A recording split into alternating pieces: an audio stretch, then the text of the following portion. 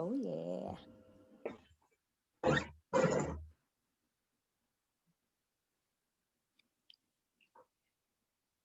Take about 30 seconds.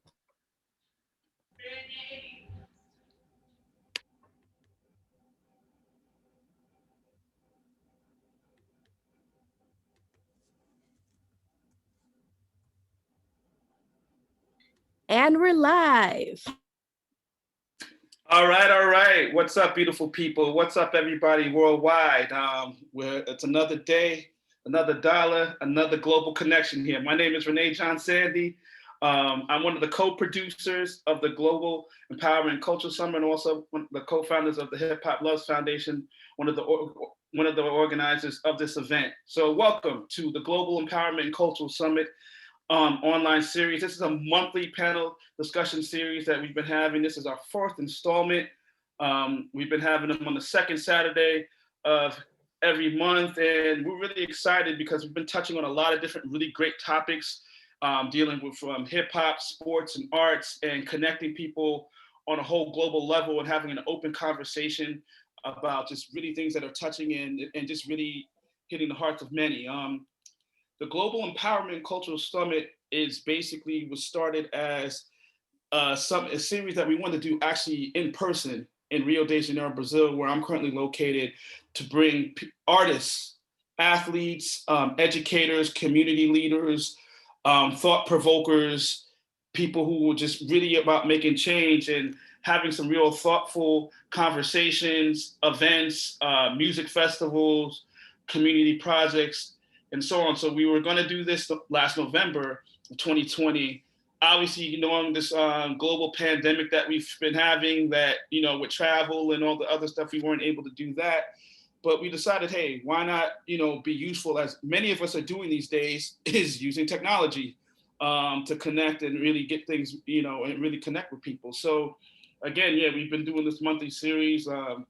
We've had topics of hip hop and education, the power of sports, the impact of global, just hip hop on a global level. And today our topic is, we're really happy about this, hip hop and social justice, which is something that, we're seeing a lot of people being very vocal, taking action around a lot of different items. So we're really going to get into that today. We have a lot of great special guests here. We're really excited about this panel. People from all over the world that's really going to have a voice that, we're going to get into some really good conversations here. So really excited about that. So first and foremost, I want to get into introducing our wonderful co-moderators. One of the things that, just to really explain what we've been doing it too, we really wanted to focus on, and you'll see it, the balance of having people from different countries, nonetheless also focusing on equality. So you're going to see in our panels that we're going to have, an equal level of male to females in the panels, because every voice is important in this. Everyone has opinions, and people need to be heard. People need to speak. People need to listen as well. So that's one thing, we really want to focus on, and it's really enlightening to see this. So without further ado, I'm going to get into introducing our wonderful panelists. It's an honor. These two people are really special people in my life, and probably in the next 2 hours, they'll be more special to you guys as well. So first, I'm going to go introduce Aisha Winfield, who actually I've known for like over 20 years now. So it's an honor and privilege just to have her on this panel. Aisha is the president of ARB Marketing and Consulting, which is a growing agency focused on culture, philanthropy, and educational centered events.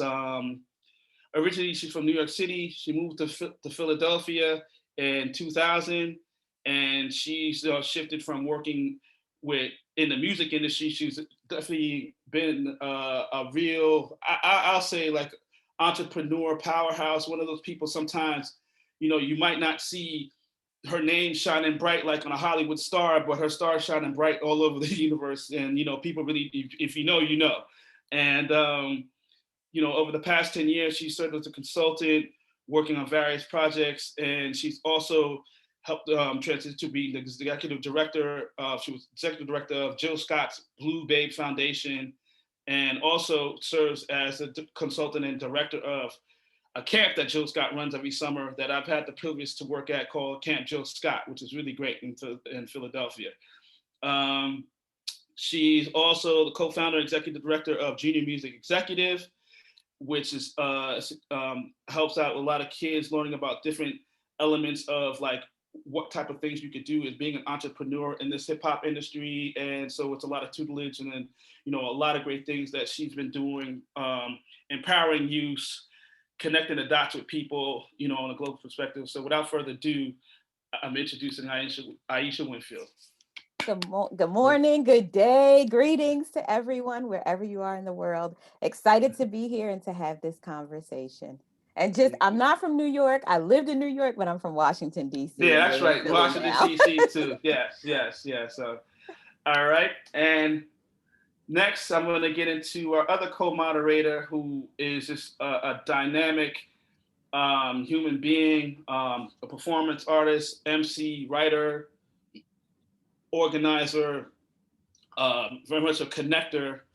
And Dumi Right, he's just been an amazing person.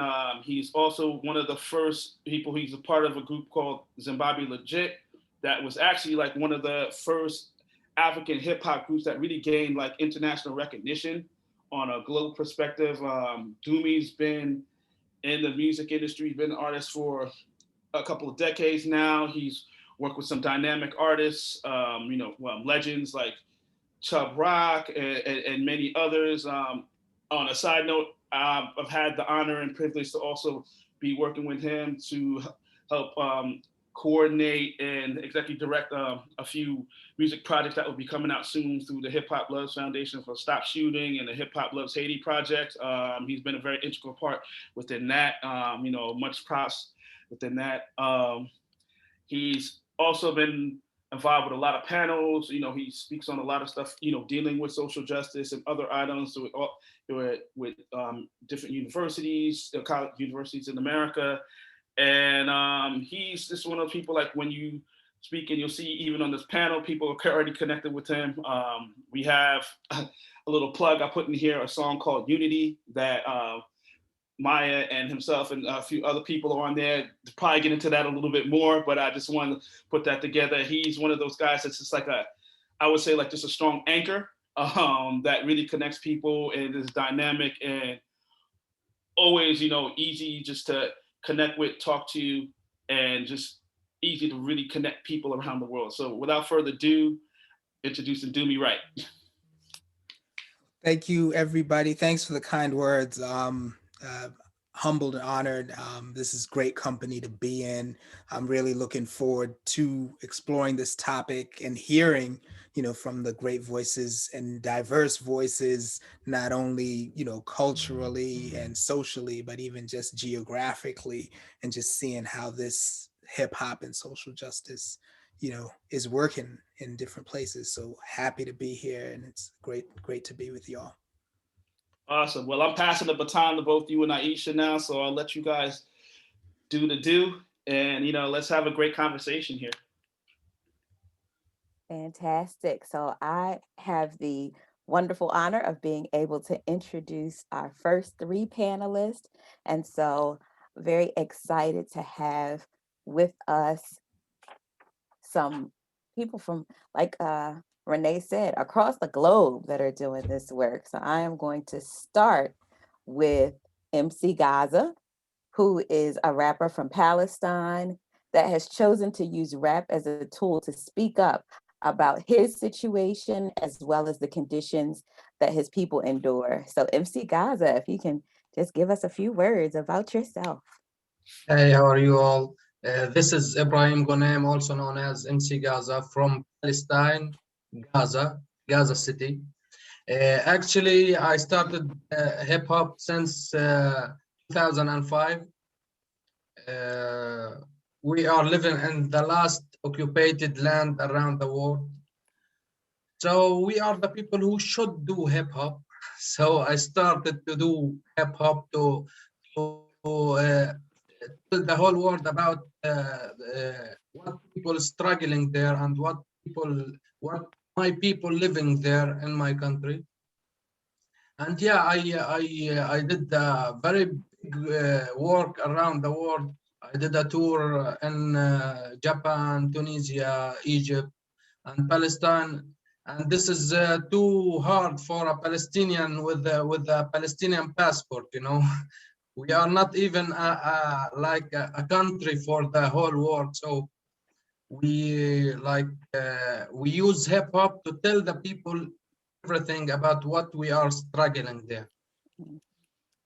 We're glad to have you and to have your voice to be able to learn firsthand about things that are going on, because we know that the media doesn't always portray things as they truly For sure, are. yeah. So we're grateful that to have you as a part of this. And I'm then proud, like, to be one of you here. I'm the director of the Arab World of GHH Generation Hip Hop, and director of Palestine. So so glad to be with you here. Thank you. And then next we have Moonaya, who is a Beninese, Senegalese artist and musician. She's been active in hip hop since 2001 and is also a lawyer and has combined her loves to raise awareness. If you can share a little bit about yourself, and welcome. Uh-oh, now we can't hear you. I know we were, nope. Can you hear me? Yes, There we go. gotcha now. Okay.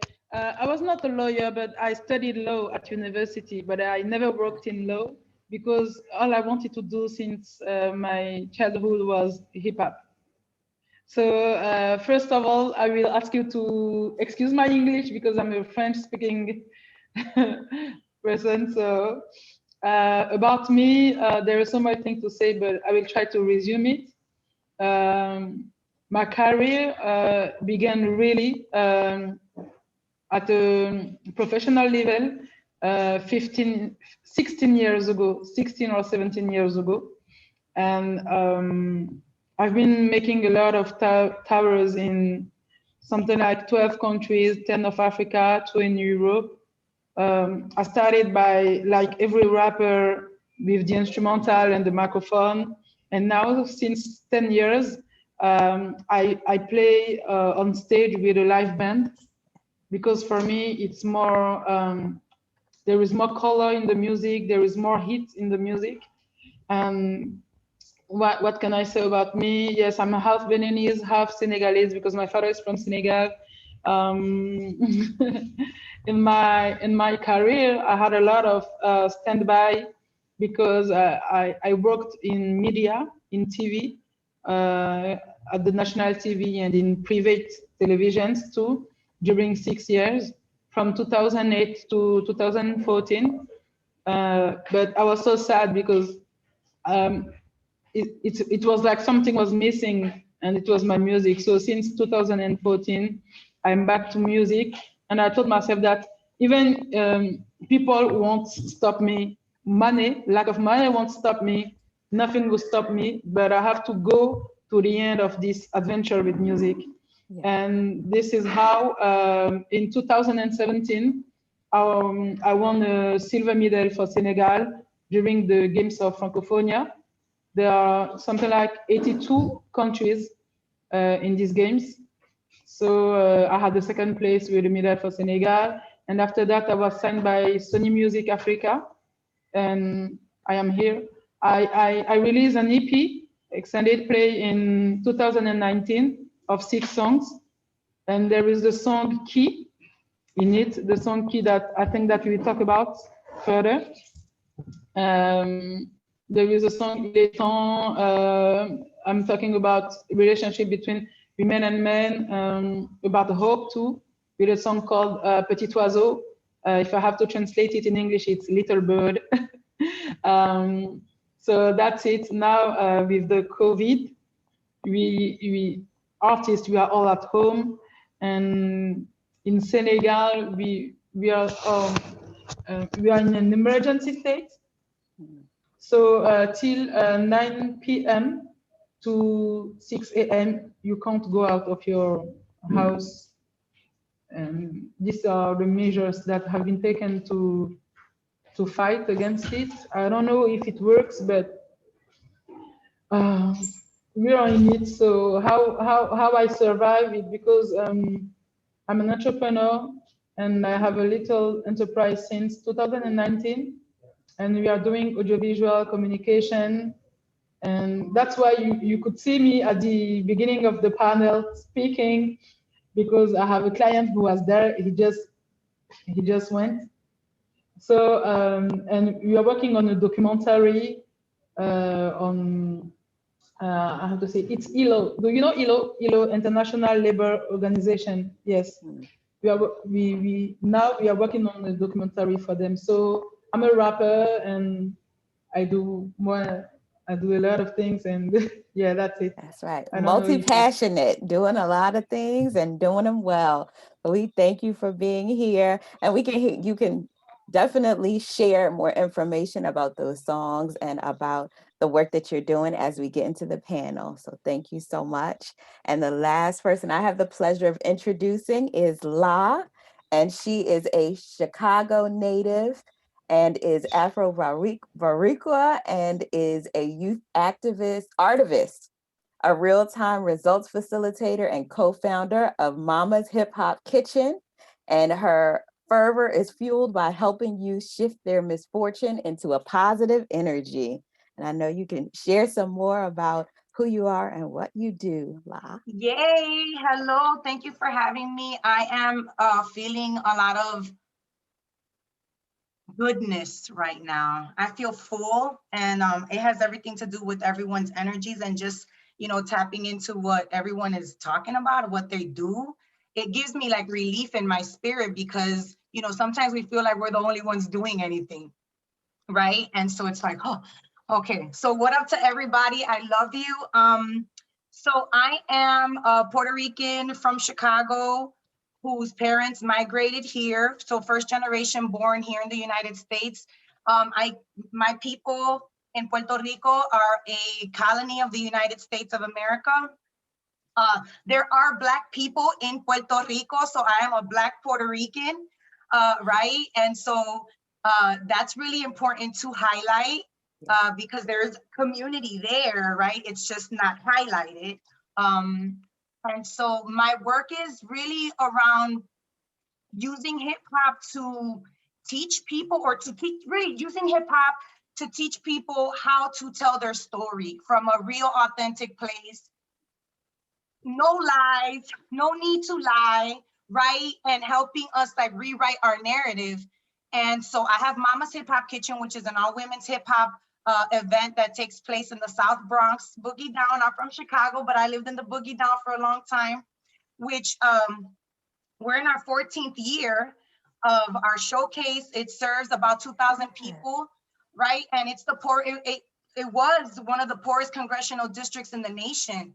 And so, and we're the birthplace of hip hop. So it's really dope to have women on the stage telling their stories.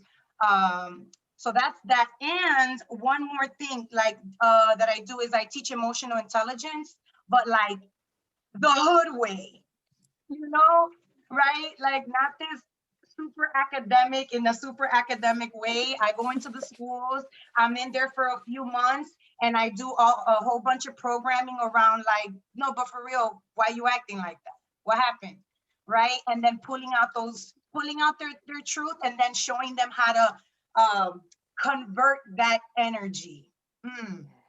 Yeah. So that's pretty much it for me right now. And that's a lot. Thank you. Thank you. We are going to have a great conversation. I am going to pass it over to my brother, Dumi Right, to introduce the rest of our panelists. Thank you. Thank you. Awesome. This is great, man. And it truly embodies to quote Dead Prez, it's bigger than hip hop, because I didn't hear anyone so far, and anybody that's here that's just rapping, you know what I mean? It's way bigger and way bolder. So speaking of which, my pleasure to introduce Maya Jupiter.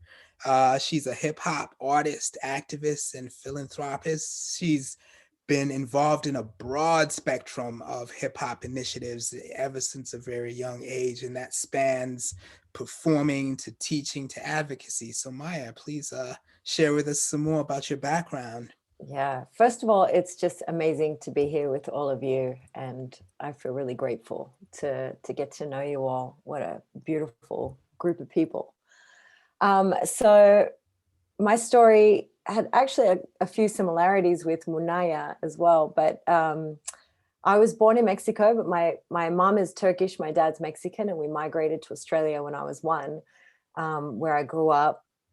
And I always say that hip hop became my culture. You know, when I discovered hip hop or rap music in my early teens, I was writing my own songs with a couple of friends and thinking that we were the only ones in Australia doing it, until I was about 18 and got to start going out to clubs and actually, you know, participated in this 10-day hip hop festival called Urban Expressions. And that really changed my life, because that's when I realized hip hop is a culture, it's a community. I learned about the 4 elements.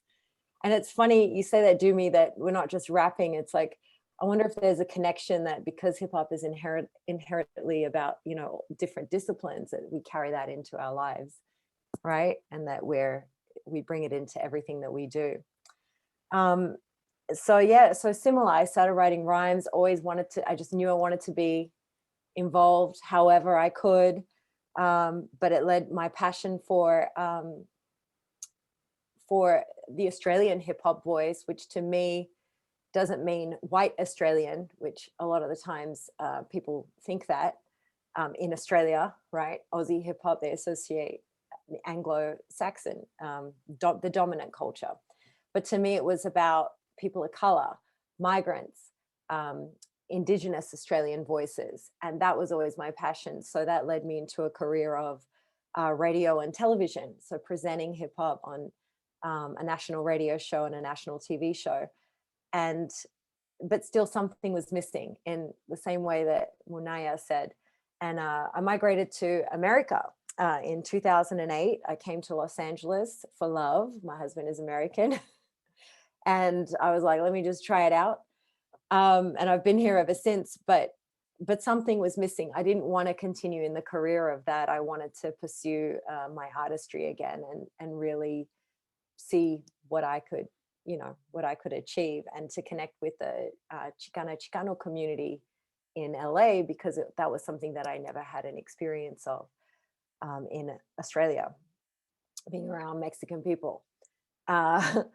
But, you know, throughout my career, I've also facilitated songwriting workshops since my early 20s. And to me, I always say I never taught, I was a facilitator, because it's just about creating that space and allowing the youth to tell their stories.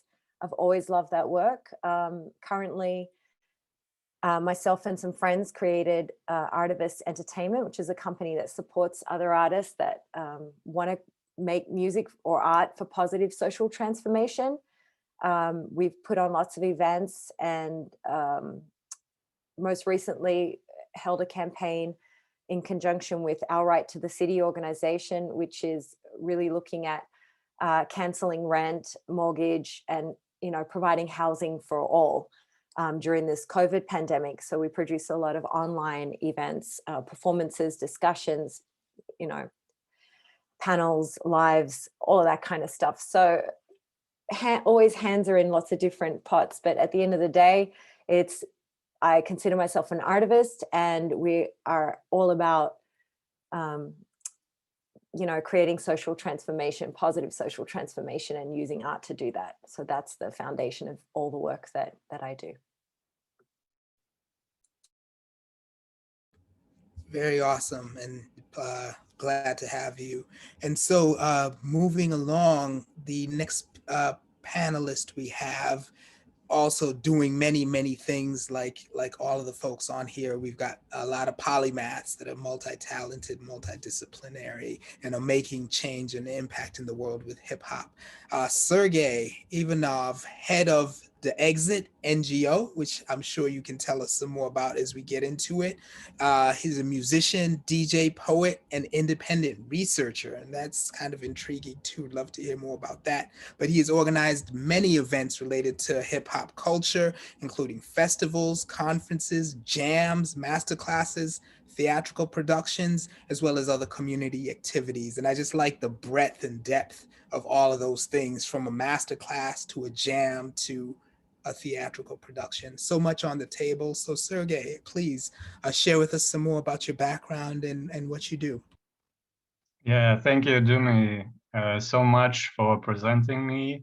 And it's intriguing for me also to participate in such a panel, going online in such a hard times during the COVID, as we are all, I guess, suffering from this pandemic and we can't meet personally, that I would also prefer to do mostly to be live. It's always better to communicate live, but that's our chance, what we can do now.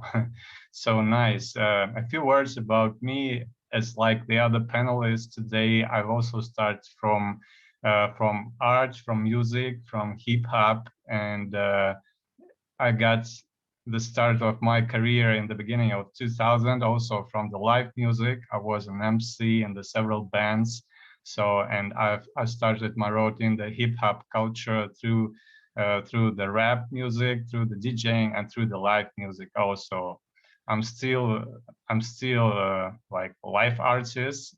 I'm performing a lot, but as you presented, we've got a kind of an organization that dealing with the social issues of the hip hop culture, and we're investing hard to be fully involved in the resolving of the most sensitive social issues across Russia and even across these countries. You might know this is all the former Soviet Union countries that are nearby, so Belarus, Ukraine, Kazakhstan. So there are a lot of nearby folks that are also involved in the hip hop culture, and we try to set up a big network that will be involving people through the music, through art activities, to attract more attention to the very sensitive social issues. We're working with like troubled teenagers, we're working with disabled people, we're working with some underclass people. So trying to resolve somehow these questions, and through different types of activities, starting really from the music performances, helping, for instance, to get some funding from fundraising to just artistic performances to catch public attention. And we also engaged in some scientific work, also presenting some papers on the conferences regarding our activities, how we're combining like hip hop as a modern stuff and some social issues like social work, social business.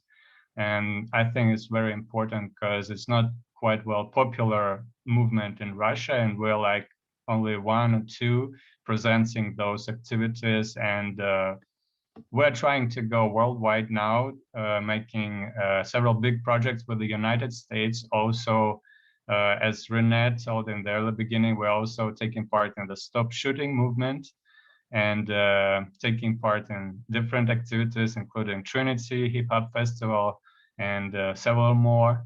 And I feel really good to be a part of this panel, maybe also to build some bridges with you, and maybe to make some mutual projects in the future. I feel that's really valuable for me especially. So thank you, and looking forward for our conversation.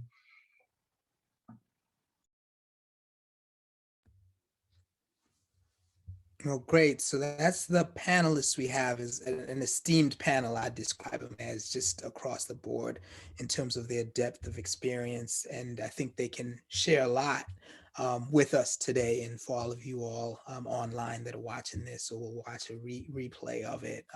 A lot of knowledge, a lot of gems. So, you know, pay, listen in, listen up. Hip hop and social justice, hip hop and social justice, it is.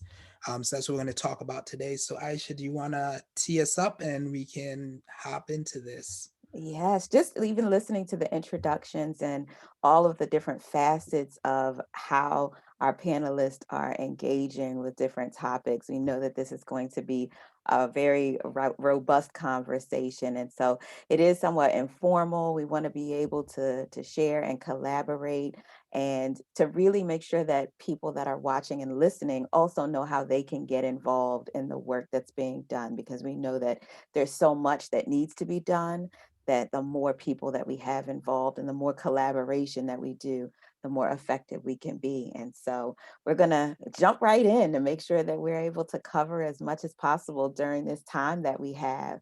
And so I know we had some questions, and we're gonna also just kind of flow with how the conversation goes. But one of the questions that really stood out to me was just for each person to talk about some of the major issues to resolve in your respective countries, because as I mentioned, we hear about things a lot of times from outlets that don't give us the real about what is important and about what is happening. And so some of the issues that you all are working to make better and transform, if you can just maybe share one or two of the things that are really prominent in the areas that you're in. And I know we've got squares that kind of may look different on everybody's screen, but so whoever wants to hop in first, then feel free. I'll take it. All right, so first of all, it's such a privilege to be able to represent two places. So not only America, right, but Puerto Rico, a Caribbean island, right, one of the three of the larger Antilles. And so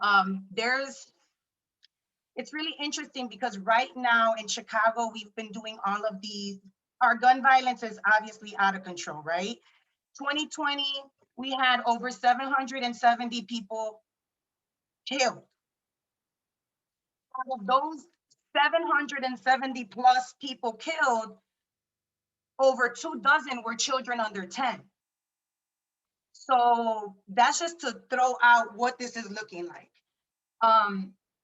So gun and gang violence. So that's here in Chicago, but there is like a straight up direct correlation, the same kind of thing happening in the Black town in Puerto Rico, in Loíza, right? It's where the enslaved, they dipped out and found their own little spot between the river and the ocean, right where the river and the ocean meet, and decided to create home there. But they are marginalized, right? They are away from the main port, from the capital. And so they're invisible. So invisible that the community folk, in order to get employment in anywhere, they make sure that they don't put that they're from that town. Okay, they make sure that they're from another town. They put somebody else's address because they know if you say you're from that particular town, Loíza, you're not going to get the job. Right. So it's the same thing with our Black youth here. If you say you're from Inglewood, you're probably not going to get the job. Okay, so just wanted to connect those two spaces. And the work that's happening here in Chicago, there is the same work is happening in that particular town around gun and gang violence, which is the interruption, the being interrupters, having community folk go into their own communities and being like, let's talk, let's mediate the situation. What is it that we have to do in order to stop the violence, right? So right now, other than poverty, right, which everybody's trying to figure out, the gun and gang violence is about education, right? There's no, for example, in Puerto Rico, there is no Black history in the education system. So those children don't even see themselves. Those people don't even see themselves. They're not represented. There's no representation. And so the importance, I feel super passionate about it because it's like, I'm trying to figure out how to breathe in two spaces, y'all. Yeah. You know, I gotta stay well. I have elder parents. It's COVID. Like, how do I not go crazy? And so I'm trying to stay healing centered, right, and not be super in my trauma world. But it's really difficult to manage two spaces, specifically being a Black woman in these two spaces, and trying to support these two spaces and feel like I'm not dying myself. So I don't know if I answered your question, but gun and gang violence, right? What does it look like? What does representation really look like for our people within our communities, whether it's Puerto Rico or right here in Chicago? And trying to figure out how to get support for more people to do this mediation work so that we can like be a little healthier. And I think, and I'm sure, Dumi, you can speak to this as well, because the Stop Shooting Project has really highlighted the fact that gun violence is rampant in so many communities. Every night on the news in Philadelphia, in Philly, we're hearing about it, we're seeing it. And as you mentioned, young people under 10 that are just the victims that are, you know, in these spaces that aren't safe. And so that is a global issue that you're dealing with in two places, but that is really taking over a number of communities across our country. Yeah, and I think La made a great point, and then I'd love to hear what the other panelists have in terms of issues and the overlaps and intersections. But there's that self-care too, right? Who takes care of the caregivers? And I think that is forgotten a lot of times, where we think, hey, we've got these super people that can go in and do this work and do all this stuff. And it's like, there's a lot of stuff just interpersonally, just that people have to handle and deal with. And so making sure that our caregivers are taken care of or thought of. And that's an important thing that you bring up and that we should talk about. So yeah, definitely. And like you said, with the Aisha, with the gun violence, just being wherever you go, these, you know, it's out of control, it's rampant. And I think it's so important that hip hop serve as that balancing force to try to find solutions, because as we know, you know, not everything that happens in hip hop speaks against that, you know, and so we've got to, you know, be that force for change. And I know a lot of you are. So who else will share next, I guess, on issues predominant in your community, in your area? I will be the last one. I want to hear what's happening around the world. So I tell you what's happening there in my country, because I think I need to be the last one. Okay. I don't want to put you on the spot, but Moonaya, it would be interesting to hear the African perspective and how in a different continent there's any differences, similarities, or totally different issues and unique challenges. Yes. I will try to make to talk in general, because Africa is a continent of 54 countries, and you have some countries with most of them who are Muslim, others Christian, others are traditionalists. So it's not the same reality in all of the countries in Africa. But the main issues we have are issues of freedom, issues because of politics, because, you know, each president must serve for 2 terms. But in most of African countries, they want to stay longer than what, you know, and this is a problem that the people have. And the way that they perceive the president, it's like, okay, it's a king, it's God, since that it's just a human like you, and you are the one who gave him the power to be upon you.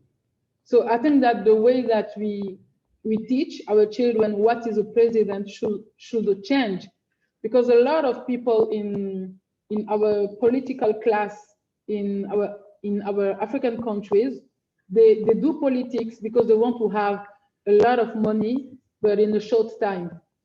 You know, the thing is to have a lot of money but fast, and this is why a lot of people do politics in Africa, and the mindset have to change.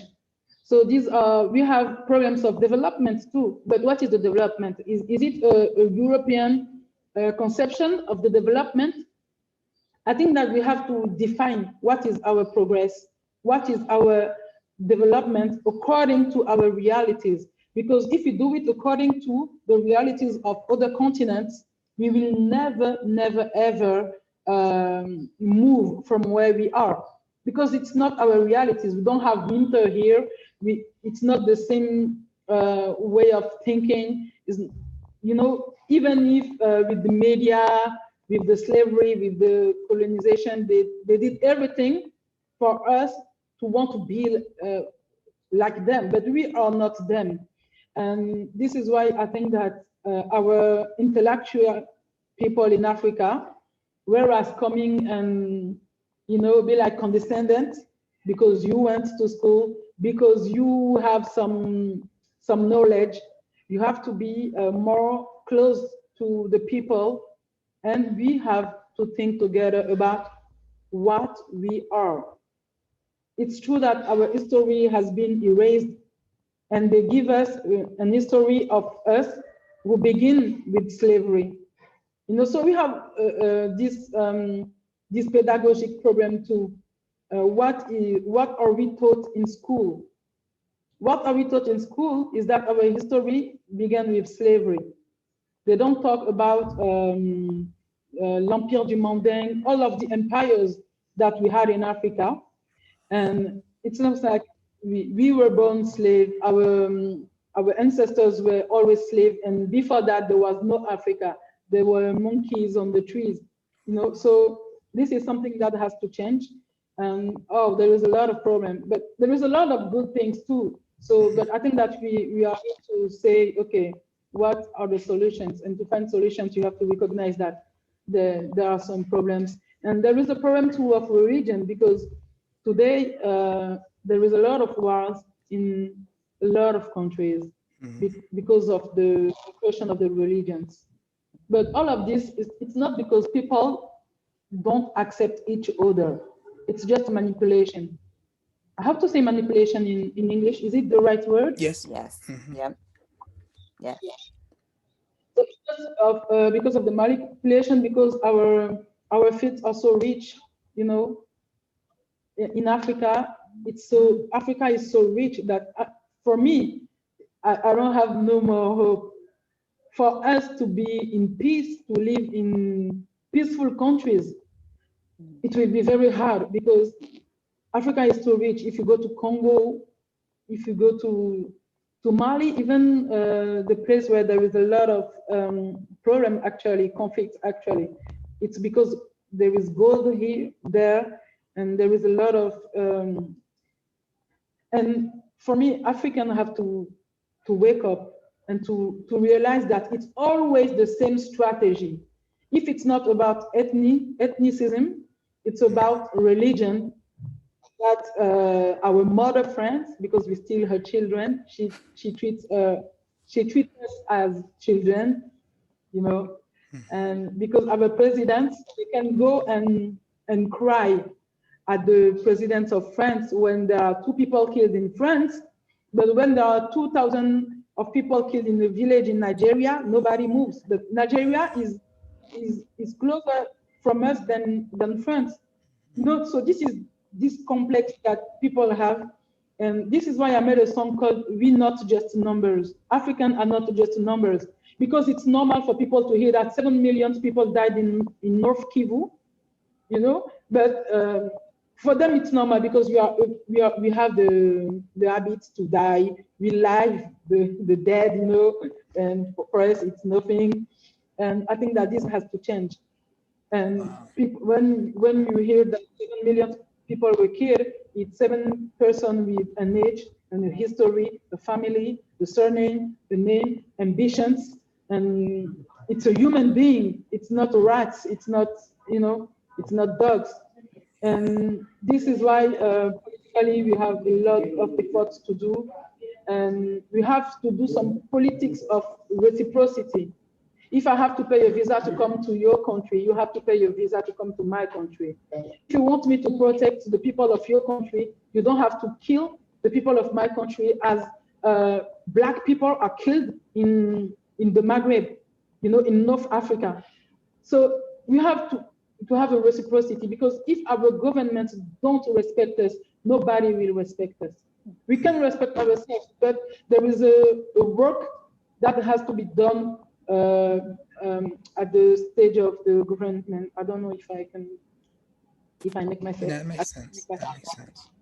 Yes, it makes sense. Okay, so there is a lot of problems that we have to solve, but unfortunately, when you are like me and you give something that you call the good message, you are not mainstream. People don't want to hear that. They're like, oh, you just want to dance, please. And with the influence of music and booty shaking, naked people, so. I think that might be one of those themes that goes across cultures as well.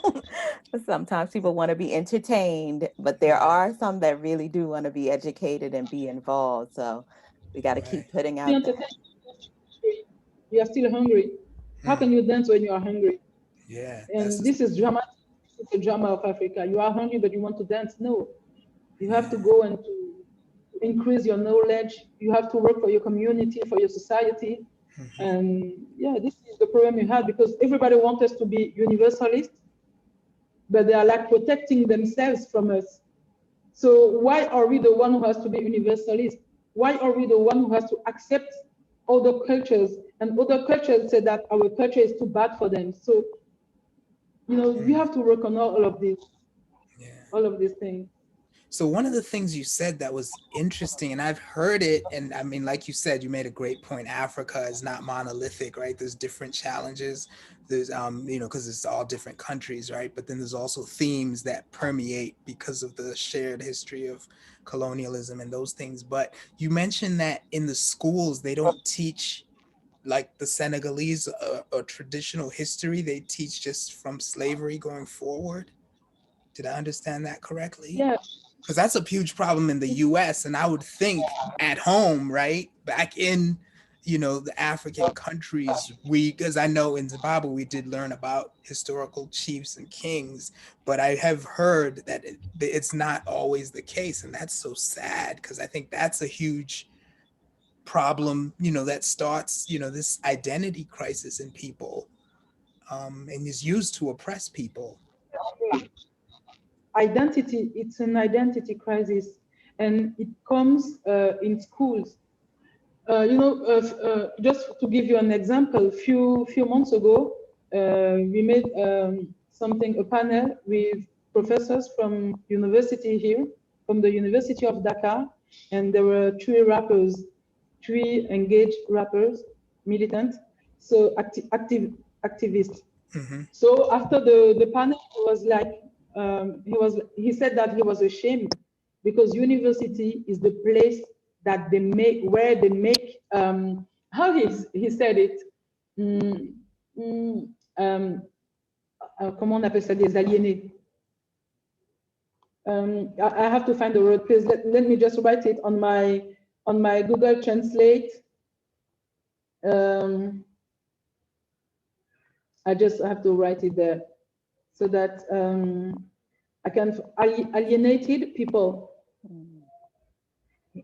That's what he said. He said that university is a manufacturer of alienated people, and that when he heard our text, he was like, "Wow, what are we doing to our children?"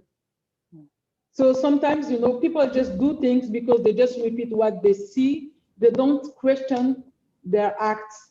They don't question the way they think. And just the fact to question myself, why am I I was putting some product in my hair so that it can be how to say it, lisse?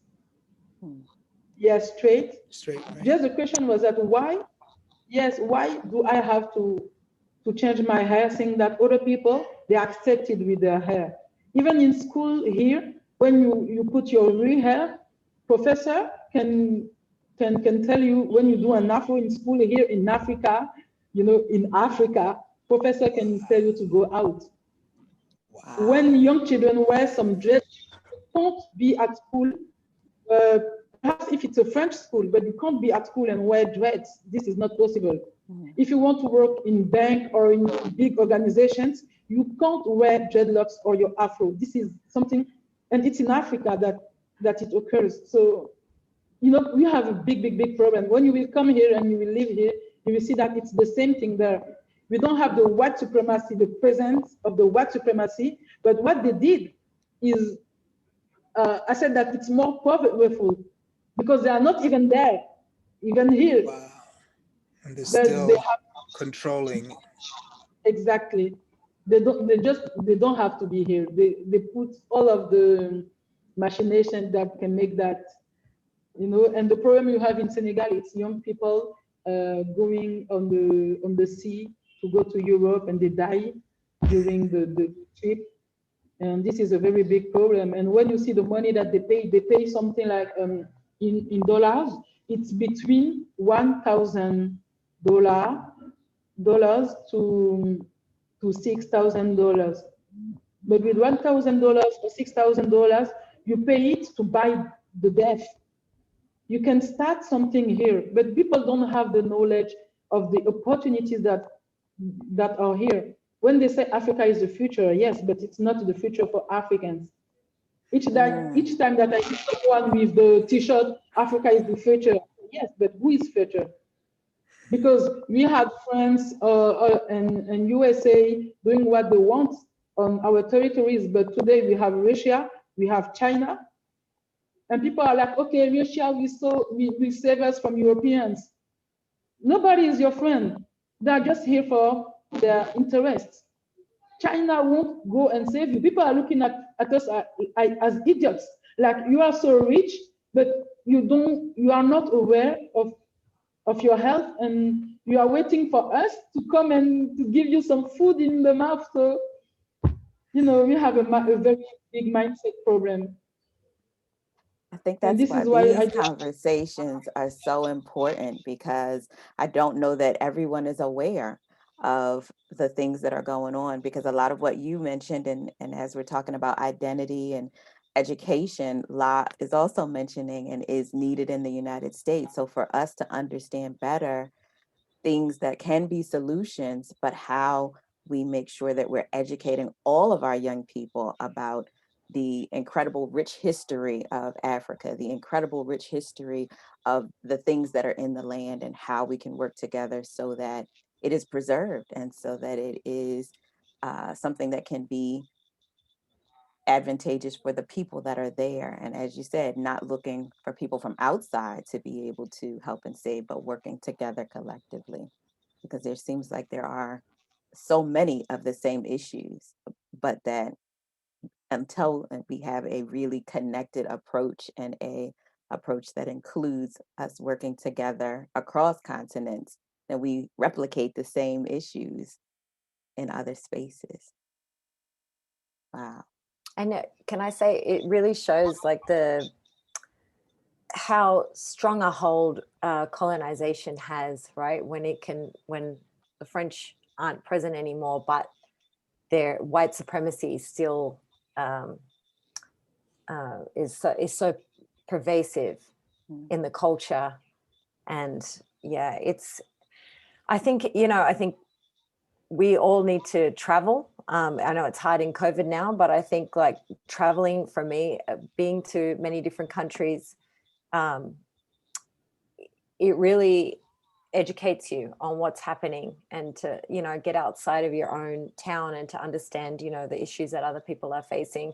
And also you can see the similarities, like you said, that, especially here in the United States, here in Los Angeles, in LA, we are fighting against over incarceration of Black and brown people, and also immigrants, people trying to seek asylum in America and getting stuck at the border. There's a huge Haitian population in Tijuana that are trying to enter, not just Central Americans. And,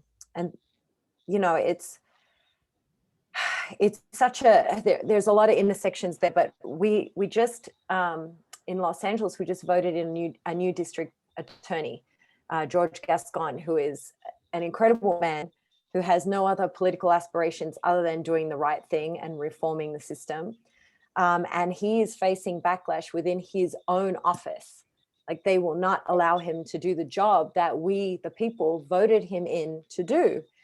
And so, he really needs support from the community again, but he's, talking about how we have these enhanced prison sentences for people that were involved in gang or gun violence, they get enhanced sentences. So very, very long sentences compared to a white person who has offended. And out of 11,000 people in California with these enhanced sentences, 92% are Black and Latino. You know, we are over incarcerated. We had the largest prison population in the country. We had the largest juvenile detention centers, which are basically youth prisons that are now, thank God, you know, with all the local organizing that's been taking place, they're being shut down, they're being closed. So we're seeing a decline rather than a growth, which is, you know, owed to the fact that so many people are organizing against it. But yeah, the incarceration rates are insane. There's a school to prison pipeline here, which now they're saying is, you know, cradle to prison, because you're seeing kids as young as preschool being suspended, you know, a 4-year-old, a 3 and a 4-year-old getting suspended, sent home from school. How do you get suspended at 3? I'm just punished. I mean, there's a case. I've been reading. So I'm a mother of a 5 and a 7-year-old, and I'm part of the equity, inclusion, diversity mandated group at the school, because for me, it's, you know, it's not just out there, but it's also, you know, what can I do to make a change in my small community as well.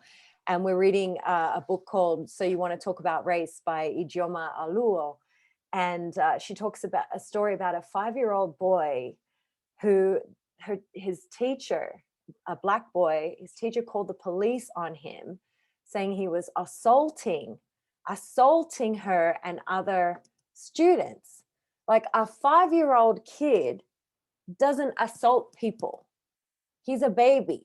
Do you know what I'm saying? So the racism and the implicit bias and all of these, I don't even know what to call them, evils, just, you know, things that exist in our society that we really need to face and have these discussions about. And with the uprising last year, it's all really finally come to the surface, I think, in mainstream, that we are having these conversations. But, you know, there's a movement here, they say, to defund police. People take it a step forward, say abolish police. You know, I'm really excited and hopeful that I'm part of a community now that's reimagining what are our systems of care, and even to the point of, like, when we don't have police, what does it look like? What does care in our community look like? And what's another name for that? Like, creating a name. Who are we going to call? I think also one more thing I'll say is, you know, the intersection I mentioned before of these ICE immigrant detention centers. They're basically jails for asylum seekers. And we don't see the connection, and a lot of the time we compartmentalize, but it's the same thing, right? It's the same lack of human rights, just treating people in the same way of what you were saying, Moonaya, is, you know, we're all humans and we're not numbers. And once we start to see the humanity in each other, then we can transform the society that we live in. And it takes all of us organizing. You know, it's a lot of hard work. And I wanted to just say one thing about the dancing. I think we can reframe it to, like, get educated, get organized, be active, and dance, right? Because we still need to have joy. We still need to focus on our joy, and because that's revolutionary too. It's like, you know, the oppressed constantly being in the struggle. It's like, no, we need to also be human and feel happiness and hope. And so, yes, be in the fight and do all those things, and give ourselves those moments of joy and fun too, right? We have to. That's very well said. And I'm glad within that, I was thinking about it, and of course, you know, you said it without prompt. Within all of these problems, right? Problems are insurmountable, right? If we could make a mountain high of real issues that are affecting us personally, our communities, our neighborhoods and countries daily. And I think we're articulating those really well. And I think Moonaya said in the beginning, you kind of have to recognize there's an issue, right? Before you can solution and solve it. But within this conversation, as we go, and I'm going to call on Sergey next just to talk about issues, I think it's important to put a lens of some successes, things that have worked that are applicable, you think, or maybe even just hearing some good news helps you, right? And like, oh, they were able to do this and change the outcome for these young people, because we know, like you said, the justice system, huge disparity in the way people are apprehended, the way people are treated, the way authority perceives a threat, whether it's from domestic terrorists or Black Lives Matter protesters who are protesting peacefully, who are treated totally differently, or Trayvon Martin, who's walking around, or Tamira, we can go on. There's a lot of clear evidence that, the US is not walking the walk. We're talking the talk and saying, hey, the greatest democracy in the world, and we're citizens are being mistreated right here. So definitely great to hear from you all on kind of the nuances and the different issues. And I think it's a rich conversation. And I know that with the work y'all have done, y'all are seeing results or creating results firsthand. So would love to make that important part of the conversation. But Sergey, please jump in and share from your perspective. Yeah, thank you, Dumi. I would say that we're in Russia regarding those problematic, we're so alike to what Moonaya have been saying about the big politics, about the impact on the common people, on the level of the living on the spot, because, in Russia, we got really huge troubles regarding the economic situation, especially in the last time during the COVID coming.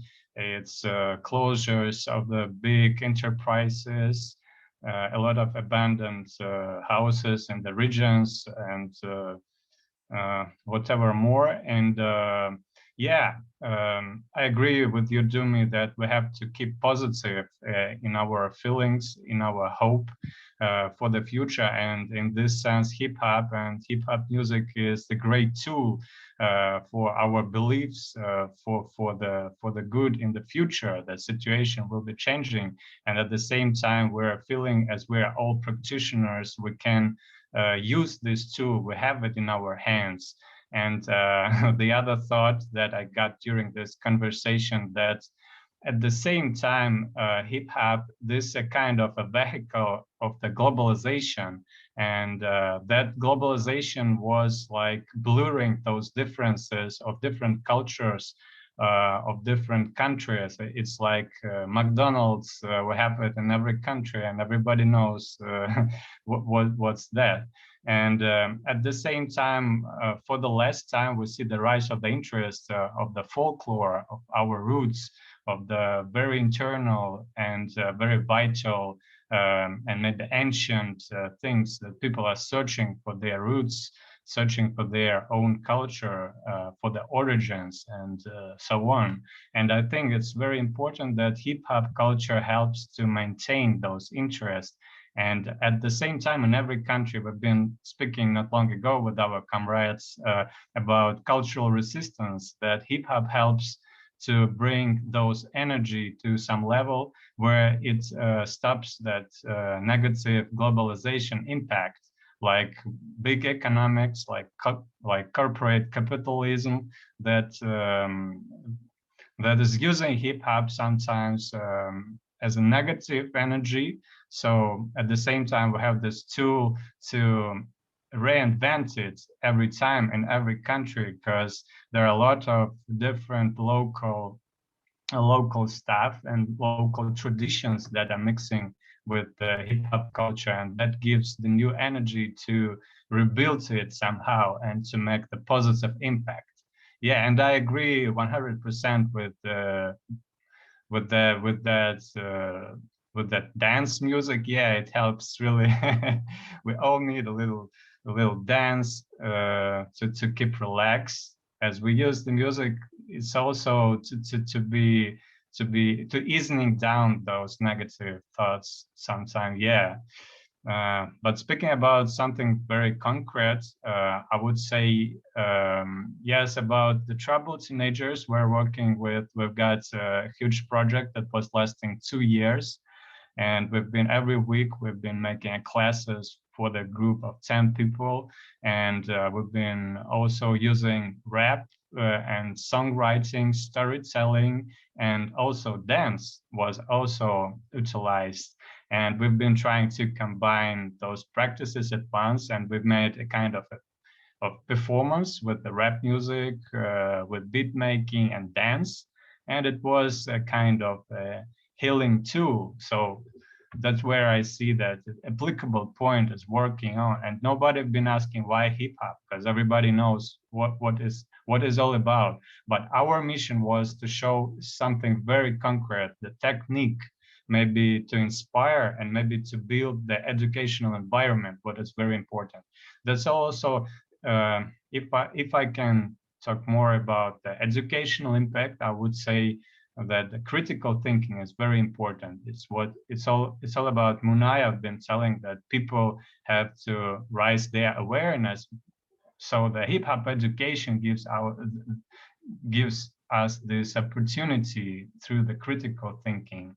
And I think it's very important and this very, very positive and sensitive thing. And that's it. All right. Thank you.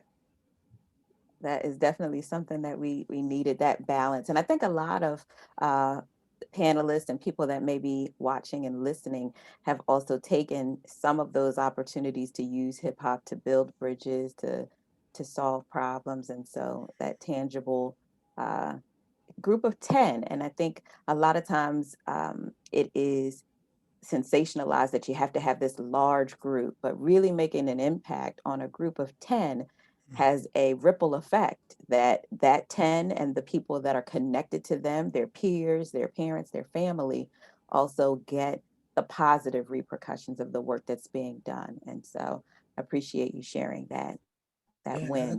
That's some truth there. And it's great because it's almost like I feel like we've got a panel of experts, and I'm not trying to overstate it, but like everybody on here articulated so well kind of some big challenges that I was not aware of all of them, right?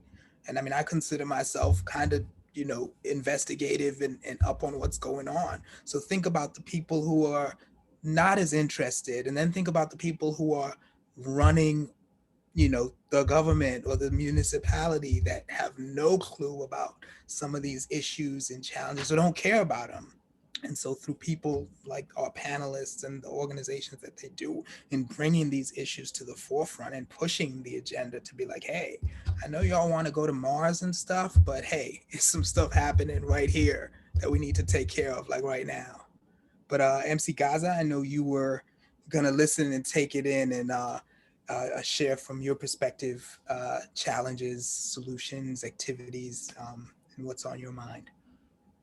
Hey again. Don't start speak about my country and what's happening there. Actually, it's not a country for the world. We are under occupation since 1948, like 72 years for now. We were like this. And after some years, they took the lands. We are the green, Then they took others' lands. Then we are living in 15% of our lands. Like we are like 4 or 5 millions, and 12 millions are refugees around the world. We call Palestine. It's like the historic Palestine, which Jesus was born there. actually, I don't know from where should I start with, from the occupation or from the people who have nothing to live, or the people who's living in Palestine have no right to say anything or to live anything. Like we don't have like a concerts or like a big music concerts there. Don't have a production for music. We don't have electricity like in Gaza. We have like 4 or 5 hours of the whole day electricity. We don't have a good water. Like we are under occupation and being killed like since years and years. For me, I lived 3 wars and like more than 14 years of siege. When I started rap music, with this all problems, we have 2 governments, one Islamic government, and the other is like the Palestinian Authority. And by the way, I'm speaking about my country since I started. Now I'm wanted for my country or for the Islamic government there. So this is why I'm living in Turkey after traveling around more than 10 countries for nothing, actually, for hip hop, because I did like many songs against them, so they kidnapped me many times, broken my legs and my arms. They did too many bad things to me. So I'm not here to speak about myself. I'm here to speak about what's happening in my country, or what's happening, what I'm telling the people about. We need our human rights. So I'm speaking about the human rights. We need to live. I speak that we want to live. We need to breathe. I said we can't breathe like the black people, the African people in America or around the world. We can't breathe like them. I made a song when that happened in US, and I said we can't breathe too. But we have African people there too, and they couldn't breathe with us. There we are Muslims, Christians, even Jews. There we have Zionist is not for Jewish people. They are making us living in a racist place. Like they are using the U.S. Army guns and powerful against farmers. Like. Actually, I have many things to do with hip hop and many things to speak about, but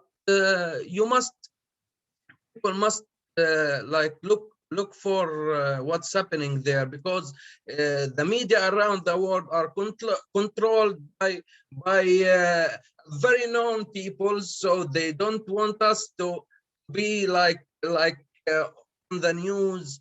They don't want us to be like in a good life, And I'm not doing music. I'm a fighter. That's it. Wow. So I know one of Maya's suggestions was that we travel, but this has really allowed me to travel. Like you said, Dumi, there's so many things that we just don't know. And so being able to hear from you all about your experiences and what's going on, or we get desensitized because you hear about things, but it doesn't feel real a lot of times the way that we see it and hear it. And so I think that is one of the beauties of hip hop and of our voices, even being able to listen to you now, MC GAZA, and talking about the things that are going on. But I also appreciate that you have used hip hop to speak and you still have joy through all of those things that are terrible and that are I'm trying to live, actually. I'm trying to live. I'm also a cameraman, a video editor, a writer, a director. I'm doing many things just to produce my music, because we don't have like a hip hop scene there. We have like a small hip hop scene there, and I'm the only one in my city who's still doing rap music. The others was like stop or stop. All of them stop doing this. So yeah, but this brings together a community, because Moonaya is also creating music that is not necessarily the mainstream, like she said, and creating things that can educate people. And so now we have this space that has brought people together that you wouldn't necessarily know, but that now you have this combined love for freedom. Is one of the words that's sticking in my head from Moonaya. Is that's something that is shared and that we would all like to have. And so I know that, yes. Can I please interject really quickly about Absolutely. Palestine? MC GAZA, I love you. I was in the West Bank through Resistance is Existence, an organization that took a whole bunch of us, like Deb Prez, a whole bunch of folks, to Palestine to learn, right, to have an understanding of what was happening there. And I didn't get to go to Gaza, but I got to go to where Black people live in the Holy Land, Tulkarem, right? Yeah. I got to be in refugee camps. I got to see the military, as we were going through checkpoints, hit people with their AK-47s. Pregnant women poking them, with AK-47s in their belly, as these Palestinian women were trying to get from one place to the next, right? So I have a super, super emotional connection to Palestine, and I really grew up I understood hip hop differently and storytelling differently. I'm from Chicago, but when I was there and I was afraid for my life in a different way, because I didn't know if they were gonna bomb the building that I was in, that changed the game. That changed the game. Like, I was like, oh, wait. I gotta make sure that when I tell these stories, I'm telling it from that I'm telling the truth. And so that pulled out of me this whole other piece, because hip hop gives you an opportunity to say whatever you want. That's the beauty of hip hop. You could tell whatever story you want. You could tell the truth, you could tell a lie, you could fib a little bit, right? And so when I went to Palestine, it changed me inside. It was like I woke up from being dead. It was like a resurrection. And I know that sounds kind of crazy, but it's also the vibrations of the land that I was standing on, right? It was wild. So I just wanted to say thank you to MC GAZA, and I wanted to make that connection that, it's a privilege. I'm speaking from a place of privilege to be able to say, oh, I went to Palestine, but that was the most humbling moment in my life when I had these little children that I was making sure they were okay. And I'm trying to talk to them about hip hop and storytelling. Somebody is translating in Arabic, and all they wanted was to be held and to feel safe and to have some type of psychological safety, right? Yeah, for sure. And so that's what hip hop. I'm sorry, go ahead, baby. I would love to speak about good things, like we want to dance and we want to have fun, but I can't. And I couldn't, look, this is like where I'm doing music.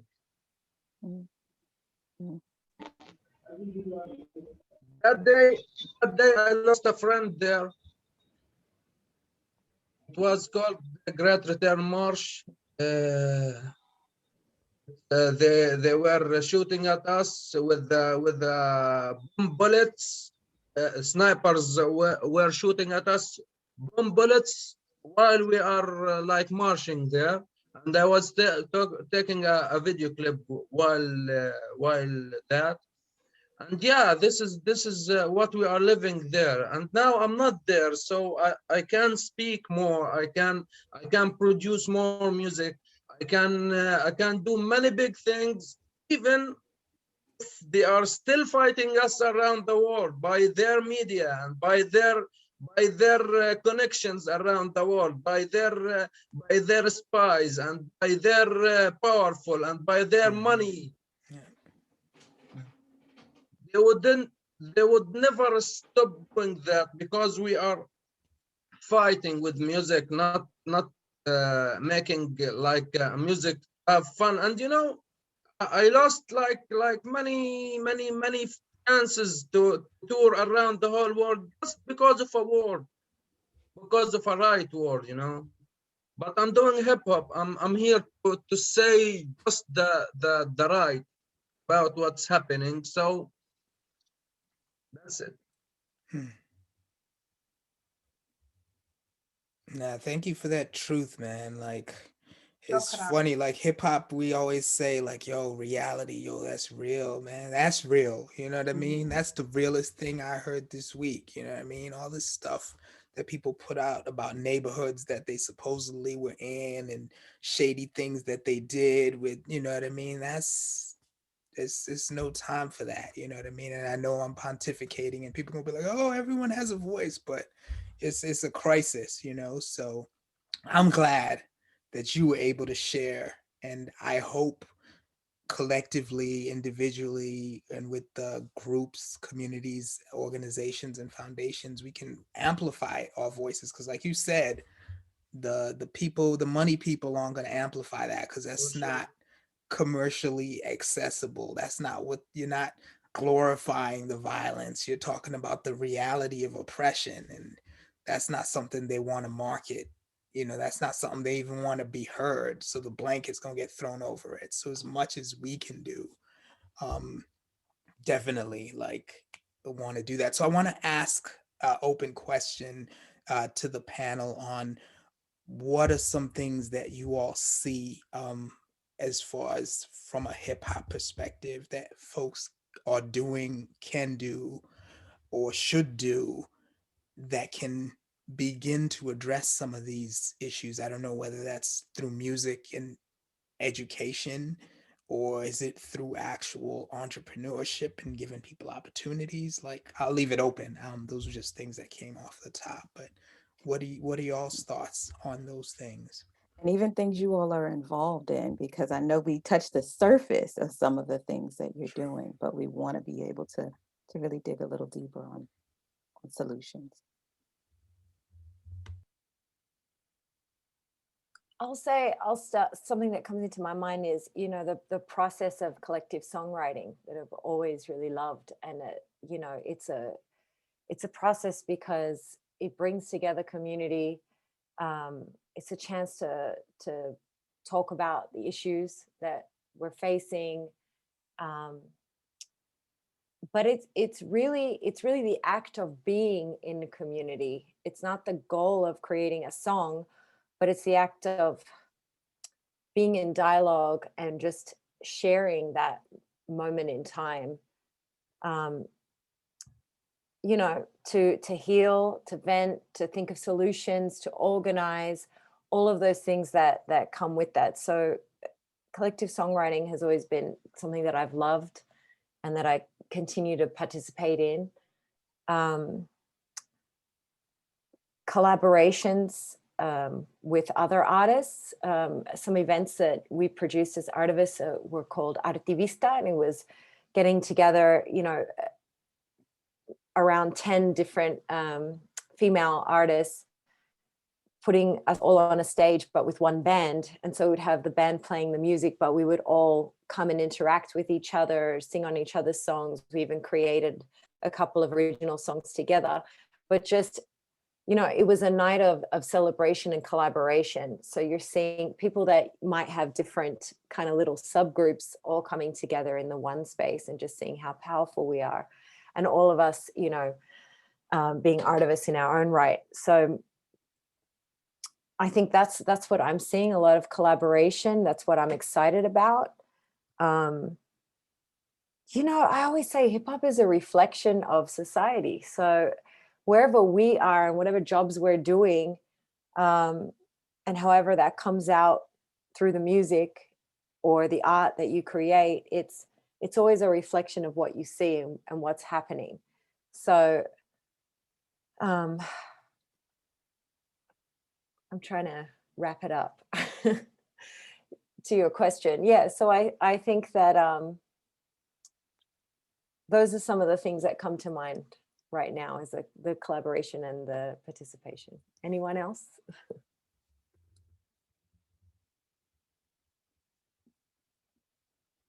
Yeah, that's real positive. It's definitely like, I think, like I was saying, I think sometimes the insurmountable problems it can cause, analysis paralysis, if you're like, where do I start?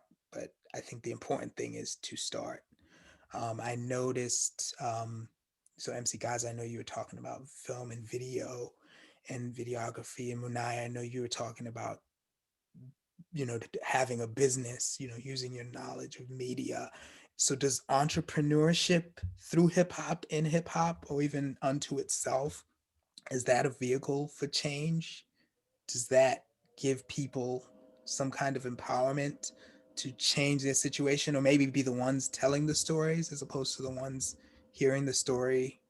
As they say, history of the hunt will be told by the hunter and not the lion. So does it mean that we can flip that and use that as a way to get these stories out, knowing that the corporate media may not necessarily highlight our voices or our stories? Yeah, you know, in Ivory Coast, they used to say that the person who borrow you ISIS is the one who will tell you where to look at. And for me, this is very important for we who are in hip hop and for people who are doing other musical genres too, to be the one who produce the content, you know, because we are always complaining about the influence of media. And the way that the problem in Africa too is because the picture that we are shown of ourselves is not a positive one. This is why even if you grew up in good conditions here, you will be like you are not achieved till you go to Europe and be like, you know, and live their lifestyle. For you, you are not an achieved person before you do that, because the face of Africa that media gives you till today, we are in 2021, it's a bad face. So for it to change, I can invite everybody and even the people in the chats on Facebook listening to us to write. We have to write about everything. We are not supposed to be big writers, and we have to write because what we write will stay. We have to give our way of seeing things, our way of feeling the things, but not to wait to people to come and tell us how to feel. And you know, I'm in a WhatsApp group where there was a lot of person coming from France, coming from everywhere. It's a group of musicians. And when there were the George Floyd problem, someone in the group said something, and a woman from France told him, no, you shouldn't say that. I said, you shouldn't tell him how to feel. And you shouldn't tell him what to say, since that he didn't insult anybody. You know, so they're like, oh, Black people, you are so nice, just smile and shut the, you know, no, we won't smile, it's paining. And yes, and this has to stop people to tell you how to feel, how to think. We can think by ourselves. So we have to write a lot. What you said, Dumi, Dumi, c'est ça? I don't know if I pronounce it right, Dumi. We have to write a lot, and we don't have to be complex because our writing is not the best one. We have to read a lot of books too, so that to know how the person in front of us think. Because the chance that we have in Africa is because we have languages, idioma from from the country that we speak at home. In school, we have knowledge in French, and we are taught English as a second language, and you can have the option of Spanish or comment on dit allemand? German, yes, of German or Spanish. So when you grew up with the codes of everybody and with your own. So for me, this is something that you can use to be, because you know them and you know you. So you can make a mix of that and be more powerful, you know, but just not rejecting what you are and look at the others. When you see rich people here, when they want to go to holidays, they don't go to holidays in an African country. They just want to go out of the continent. And I think that it's a good thing for us to, because I said it before at the beginning, we are 54 countries. So there is so much thing to see in Africa. Don't wait for people to come and tell you how Africa is. Go and make your own idea. And I said that I wanted, this has nothing to do, to show MC GAZA something. This is the group 47 Soul. I saw them in Paris. I went in Paris for promotion. Yeah, I know them. I know them very well. They are from Palestine, but they are not living in Palestine. They are living in many countries, you know. You know, Yes. by the way, I want to tell you, you know, DJ Khaled is a Palestinian too. Oh, great. But he know Great, nothing that's about great. Palestine. Since some years there, he was like trying to remember that he is a Palestinian, because the media don't link him like anything. So he's now, I think he accepted to be a Palestinian by wearing the Palestinian scarf and something like this. Oh, okay. So I met them in Paris, but I bought the thing just to support, and I liked what they were doing, what they were representing. And I remember a few years ago, I made an advocacy for Palestine with the ambassador of Palestine in Senegal, because it's a matter that for me, that is important for me, because the graphic that you showed, I saw this graphic many years ago, and I was shocked because nobody says nothing about that, and this is not normal at all. So I can feel your pain and your fight. I do everything I want, you know, I support a group, I go and make an advocacy in front of hundreds of people and speaking about Palestine. And I think that the word that we have is never lost. You know, it stays in it stays on the internet, it stays on in the films, on the pictures, and Sure, yeah. and we just have to spread about entrepreneurship. Yes, we must. About entrepreneurship, as Dumi said, he touched an important point, because we can't be like just talking. The problem is economic. You know, France is like, you know, fighting against Islam, but when people from Qatar come and buy a team of football, there is no problem, you know, because it's all about money. It's all about money, and you have to understand that. There is something that they call the soft power. You know, you don't respect me, I don't give you my money. This is something that we definitely have to do. You know, you don't respect me, you won't eat my money. This is something that you can do. And the other thing is that we have to change the way that we teach money to our children. You know, it's like education. No, they don't have to think about money. They don't have, you know, we have to teach them how to earn money, and with the opportunities that they have. Collect money. We can do much money from our music, and we can help our countries from our united around the world. Hip hop, when hip hop singers and makers is united around the world, we can speak. We don't need to solve the solution of our countries. We have a government. We don't need to do that. We have governments around the world who must do that for us.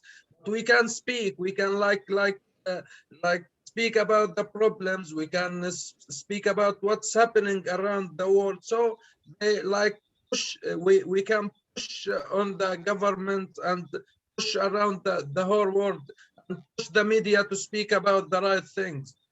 If we keep speaking about what's happening in Africa or in even Japan and Okinawa. By the way, I was supporting the Okinawan people against the U.S. Military base there. They are under occupation too, but the media speak nothing about that. If we keep speaking about what's happening in the weak areas around the world, the media will speak about it later. So we must write the history of the future from now. Yeah, that's true. That's true. Very true. Said everything. So Sergey, I want to bring you in here because I know you have perspectives to share just around some of the things either personally or suggestions or actual things that your organization is doing. I know you work with the NGO and work on solutions to a lot of these problems. If you could talk a little bit about that. Yeah, thank you, Dumi. I've been thinking while this discussion about the status of the decision makers. So as we are all making a kind of an impact through the hip hop culture, but we have to think about our status, about our occupation and our, in sense, of political terms, our defense and our in this situation, I would say that's very important to define our roles. Not long ago, I've been making a workshop for the other NGOs dealing with the hip hop culture and teaching my experience with some official staff how to organize these activities and how to set up everything to be successful in sense of doing some very formal things, because this part is very important. I think that in every country we have different laws and different politics systems, but whatever, if you're gonna do something more than just your personal impact, then you have to go into some organization, either to form your organization or to join the other one. But anyway, you have to deal with those law aspects, and it's very important to share those knowledges of how to do that, of how to operate, and that's also connected with the issue of the economic of the hip hop economics and how to set up rights. Because in Russia we have a huge issue with the knowledge of earning some money through the hip hop. The state budgeting is really poor, and we have also the same issue that hip hop initiatives are not like well welcomed in every regions, because Russia is a huge country, and the most the population is all about 5 or 10 big cities, but the huge territories, they are not like developed really much. And now we're thinking about the program that will be developing the small villages and to bring the art, through the art, the social impact, the well-being issues to the very, very small rural places, to the farmers even, and to the small cities. And I think it's very important also to share that knowledge, how through the hip hop music, through the social activities, we can change those territory engagement, and maybe to bring more people from the spot, from the very, very local and faraway places. Not long ago, I've been visiting Yakutia. It's really far. It's 7,000 kilometers far from Moscow, where am I now situated. And I met just amazing people there, also dealing with the NGO, dealing with the rural education, with the kids' education, and it was very inspiring for me to meet those people. And as you may also know, the Russia is multicultural a multinational country, and maybe we don't have such an issue as like in the United States, dealing with the hip hop as a tool for the people of color from the different origins and so on. But we have an issue in Russia to legitimate, in sense of the power of the state body, to approve that this is something very useful, that this is not a hooliganism, because sometimes hip hop in Russia is associated with some deviant movements. It's like graffiti, or maybe you heard about it, like the theory of the broken windows. I don't know how to name that right. Sometimes it's still, I think that it's all about the Soviet heritage, when it was like, you know, super conservative party leaders that were just making the state policy, and it was impacting the greater people minds. And still it's strong, because, you know, I call that Soviet, the wrong Soviet mind activities, or it's really hard to push that ideas that something very modern like hip hop could be like a good tool for bringing a social well-being. And that what we are doing now, just a lot of negotiations with the decision makers on the state level, and trying to push that idea that something that could be worldwide could be useful on the spot and the very local places. And that's my idea, that we all have to share. And we also had several examples when we've been bringing a big artist to the small villages in Russia. And it was very nice interaction where we could see people-to-people connection, the peer-to-peer communication. And that's really important when we can bring the big artists from the United States and put them into the local context, where the local kids can go to the cultural center and to meet them personally and to teach maybe something, to learn something. That's very important. That's my idea, yeah. If I can offer something to the panelists and to whoever's listening, you know, I didn't know that hip hop was gonna be a pathway to like my restoration, right? Being the daughter or having all types of different traumatic experiences growing up. I didn't know that. I didn't have that understanding. That wasn't expressed to me. It was just, it just worked, right? It was a place that I could tell my story, and a place where I was welcomed. So I chose hip hop over gangbanging. In Chicago, though, hip hop is a part of, right, drill music. It's a part of the gang life. It's a part of, you know, it's the one of the most segregated cities in the world. And so I didn't understand that I had this, that I feel blessed, right? That it just showed up and I was able to rock it and be in it, and that I'm in this position to be able to support in this way. But what I offer my students is that they are an expert of their own experience. And I preface everything like that. Like, you are an expert of your own experience, which opens up this space for them to really like share. And it gives them an opportunity to use hip hop as a pathway to restoring themselves and having a healthy identity, right?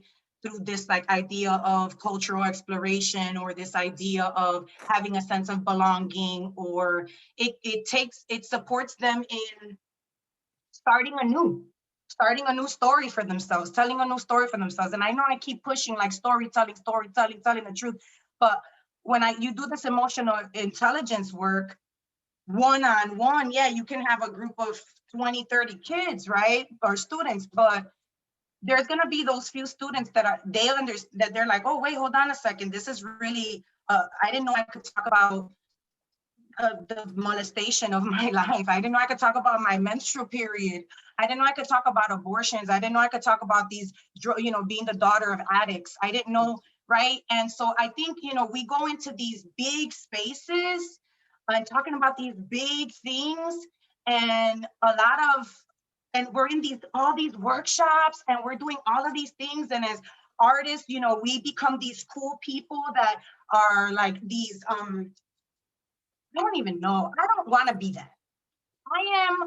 I am the people that I serve, for real though. Like, I have those stories. I am speaking from that particular space. So I just want to kind of bring it back to this idea of like healing-centered engagement, which is Dr. Sean Ginwright, right? And that concept of like, it is our responsibility. It is, at least I feel like it's my responsibility to start pulling my students out of this trauma-informed space into a healing-centered engagement, engaging them into this healing-centered practice, into healing-centered conversations, teaching them that through cultural conversations, through learning their culture.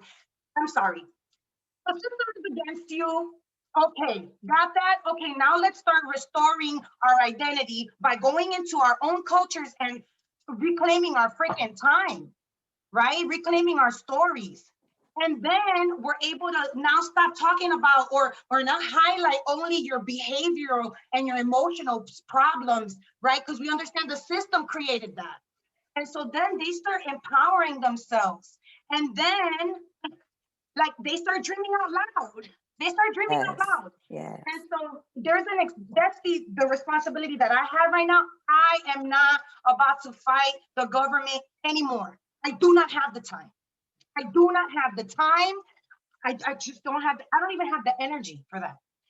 When you have you do this revolutionary hip hop, human rights hip hop, I experienced having the feds come into my house when I was in Rebel Diaz and taking my computers and doing all kinds of stuff and putting guns to our heads. I've already experienced that. I don't want to play that game. My kids are dying. I don't have the time to do that. So we are in a state of emergency, and everybody, like Brother Sergey said, is it Sergey? Brother Sergey said, we have to figure out what our roles are. So my commitment today before this panel of the world is, all I can do right now is teach emotional intelligence, make sure my students understand that they are who they've been waiting for, that they are an expert of their own experience, and I have to teach them how to navigate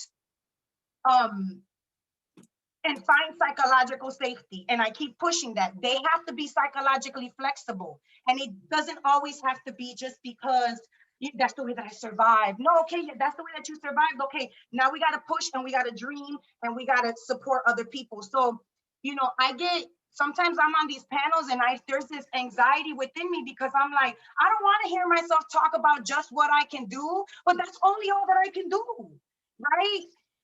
Like, and we need to hear that though. But you did a perfect segue for us. So me and Dumi didn't need to be here, but you did the perfect segue to one of the things that we wanted to ask everybody is what their commitment was going to be after this panel, because I think we've all learned something new, and I'm keeping that. You are an expert of your own experience. That's for the young people, but that's for us too. And so being able to take the information that we're learning here today from this panel, other places, you mentioned Dr. Sean Ginwright, and I've been to a few of his sessions. He's amazing. And the other person is Dr. Bettina Love, who talks about freedom dreaming. So all those things collectively kind of enhance and create our experiences. And so I know I didn't mean to cut you off if you had something else to say, but that's what we want to do. We want everybody to share what is their one commitment, and collectively we can address different areas, because like Sergey said, we have to play our role. So you can't deal with the government right now, the politicians, you've got your focus, but there are others of us that will. I know that one of my commitments, I get frustrated here too with the policies and the systems and the red tape. But now from this conversation, I'm looking at ways to make sure that the things I'm passionate about are heard, because I do know people that can help make a difference. So how do I take this information that I've learned and make sure that I'm sharing it with as many people that have some form of influence as possible? So who else has a commitment that they would like to share with us? After this panel, I would love to visit Africa actually and show there, you know, because I knew like since the years that we both like living the occupation, but we are living under army occupation, but they are living under like languages and they are taking their like their power and their everything, you know. So yeah, this is what I need. I need to like collaborate people like who struggling like me around the world, so we can get our words the whole world. Yes, that connectivity. Yes.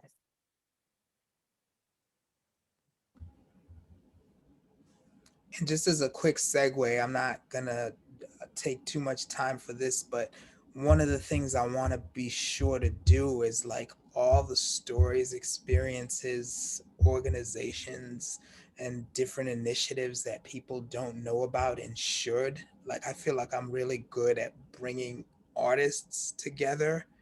I haven't really brought organizations together. I'll bring the artists and they'll bring their organization, but like just coming out of this, and I'll take point on facilitating like who all the people on this are, what they're doing, where you can find them, because that's critical, right? We'll leave somebody to watch this on YouTube, and the question I get a lot of times after events is like, oh, I heard this organization is doing really cool stuff. Where do I find them? How do You I know, it connect? should be right there at somebody's fingertip if they're interested. And if they don't know enough, I want to get them excited enough to be like, hey, these are some things you should look into. So that's my 60-second plug.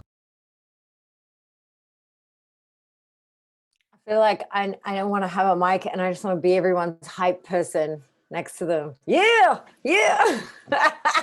Once a hype girl, always a hype girl. I'm loving all of this richness, and La, what you were saying, you know, about restorative justice, restorative practices. Yes, I'm so in that. I'm so here for that, and just learning more that I can learn. I think about, you know, what can I commit to? So I'm a mother first and foremost right now. That's who, right? I have small children. So just kind of coming to terms with, we always want to do it all. We want to be everything. And it's like, we can, but just not at the same time, right?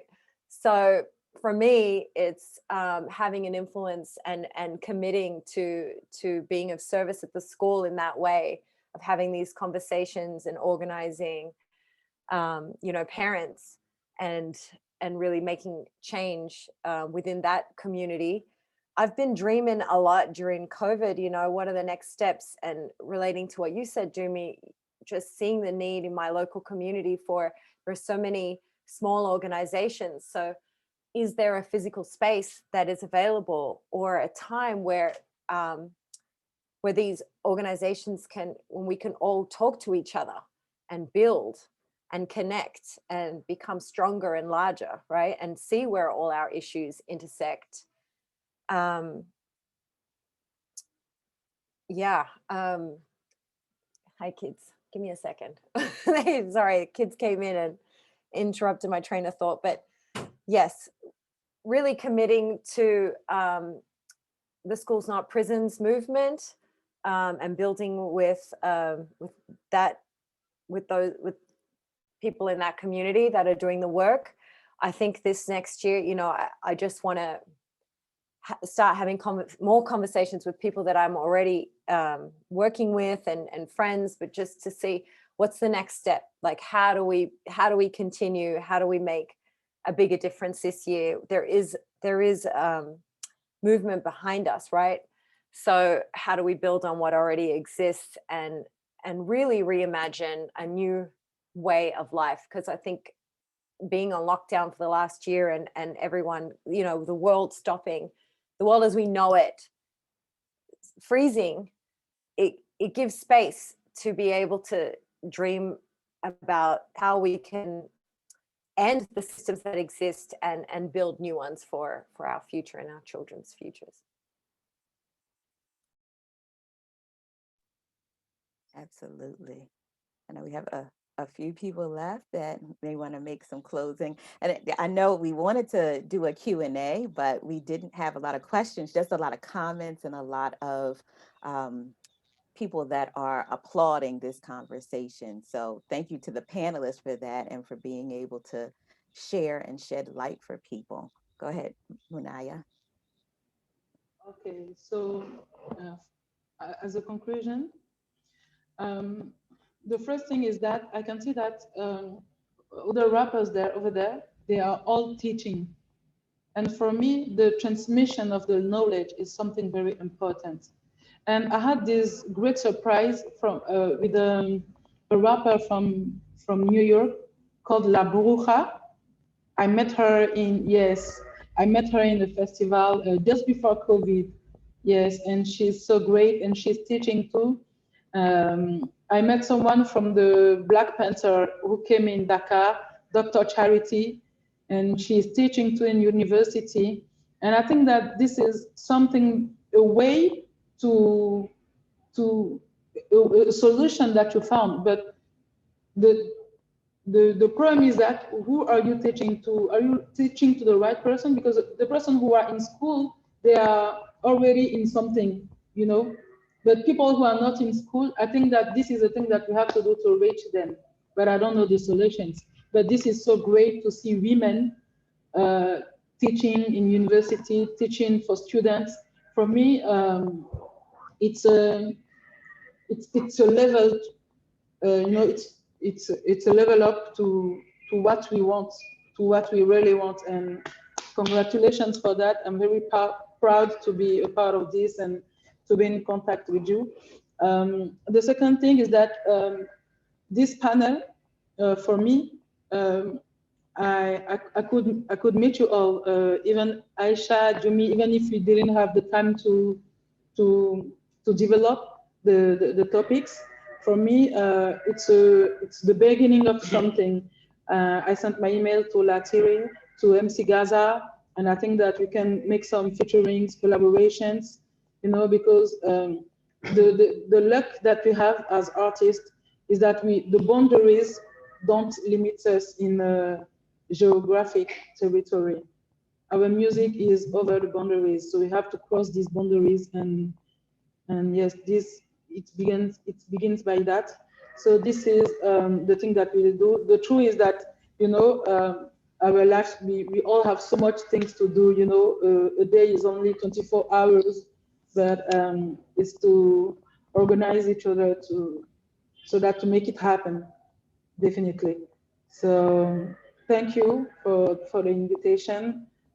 Thank you, because all we are doing now is so motivating for me, because I have a pressure over there, like you have to do some mainstream music, because when people invest in you, they want to get the money back. And the fact that I can see other people, you know, with great spirits, with great personalities, doing what you're doing, for me, it's an inspiration. It's inspiring, it's motivating, and it's empowering too. So thank you very much. And yeah, so we'll still continue, the fight continues.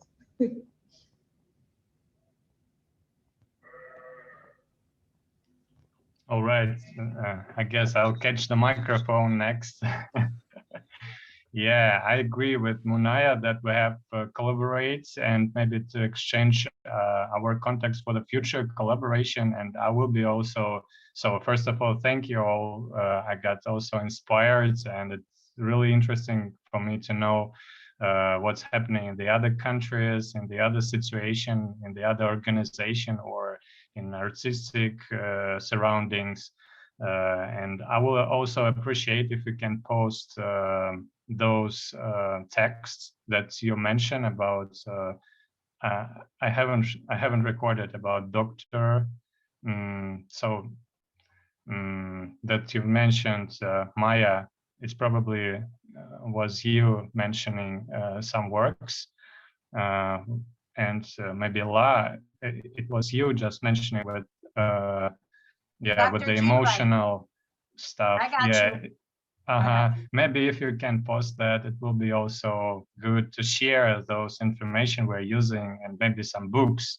It's also very helpful that I wanted to say, maybe to share some literature, and maybe it would be a really nice idea also to share some your favorite book or your favorite article or your favorite excerpt from some text. That's what I would propose. Yeah, and also yes, collaboration is nice thing, nice idea. So thank you.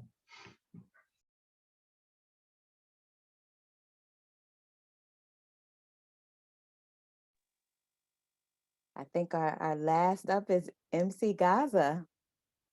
I think he wanted to go last in our first round of questions. And I know we are at the end of our panel. This has been amazing. But MC GAZA, if you had one last thing to share with us, maybe something you would do or something you'll suggest that we do.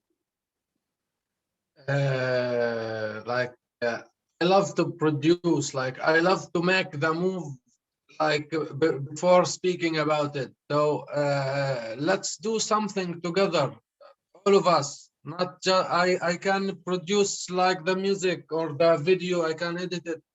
So let's do something big, something we can speak about what we all want. We can do something big, even if we don't have millions of views now, but together we can get the millions around the whole world. We can like the music is the language of the whole world. We don't need to speak our each other languages. We can do something big just with the music, even if we dance on it or make rap or storytelling or anything. We can make a big featuring between each other. Yeah, let's do that. Are you calling for a cipher right now? Uh-oh. All right now. You should make moves, you know. Let's dance together. Is that the part 2, René? Are we doing a recall or bringing everybody together for a cipher? Definitely do a part 2, 100%. Fantastic. So this has been an honor to be able to share space with you all, to hear about the work that's being done, to hear about the things that are going on, and know that one of the common threads that I heard throughout is collective, being able to work together.